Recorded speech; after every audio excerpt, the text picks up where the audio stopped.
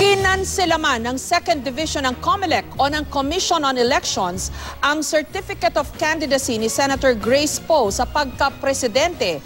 Iimprenta pa rin daw sa balota ang pangalan ng senadora. Pwede pa rin naman daw kasing umapila sa COMELEC en banc si Poe. Pero ang petitioner na nagpapadisqualify sa senadora tutol dito. Baka raw kasi magdulot lang ito ng kalituhan sa mga botante at masayang ang mga boto. May report si Joseph Morong. Nagkilos protesta sa harap ng COMELEC ang mga taga-suporta ni Senador Grace Poe matapos siyang i-disqualify ng COMELEC 2nd Division dahil daw kulang siya sa 10 taong residency. Ang sabi ng COMELEC, kahit pa kinansela na ng 2nd Division kahapon ang inihaing Certificate of Candidacy ni Poe sa pagkapangulo, isasama pa rin nila ang pangalan ni Poe sa balota para sa 2016 elections hanggat hindi pa raw pinal ang disqualification ng senadora. With the caveat that ultimately that decision will be made by the bank itself, mas practical siguro yung isama na lang.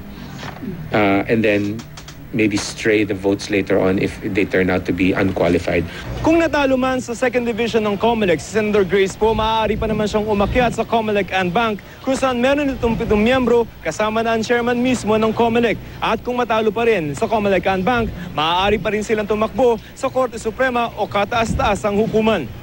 Pero si Atty. Estrella Alamparo na nagpetisyon laban kay Poe at kinatigan kahapon ng COMELEC, gusto na ring harangin ang pagsama sa pangalan ni Poe sa balota. Sa mosyong inihain sa COMELEC, sinabi ni Alamparo, pwedeng di na hintayin na maging pinal ang desisyon. In order to avoid that confusion, which may result in invalidation of votes, then we should take the more prudent course of action, which is to, in the meantime, exclude her. Logistical inconvenience or difficulties is not more important consideration vis-a-vis the possible confusion that it may cause the voters if she is eventually excluded, but her name still appears in the official list.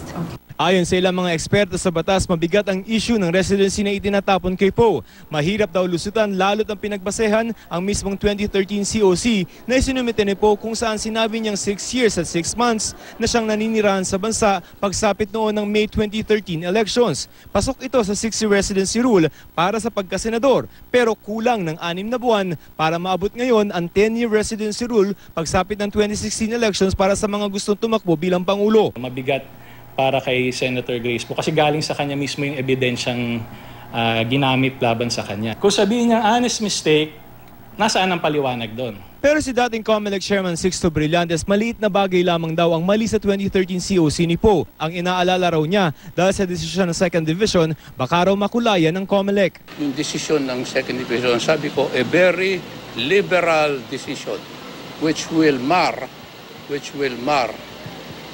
the 2016 elections. Ayon naman ng election lawyer ni Atty. Romulo Macalindal, maghain agad ang petisyon sa Korte Suprema si Poe para makahingi agad ng temporary restraining order. Time is of the essence that all these issues be resolved immediately. Dahil lang sa dyan nakasalalay kung ang kanyang pangalan ay maisasama sa balota o hindi. May 3 petisyon pa na parehong kumikwestiyon sa residency at citizenship ni Poe. Hawak naman ang mga ito ng 1st Division ng COMELEC. Joseph Morong, GMA News.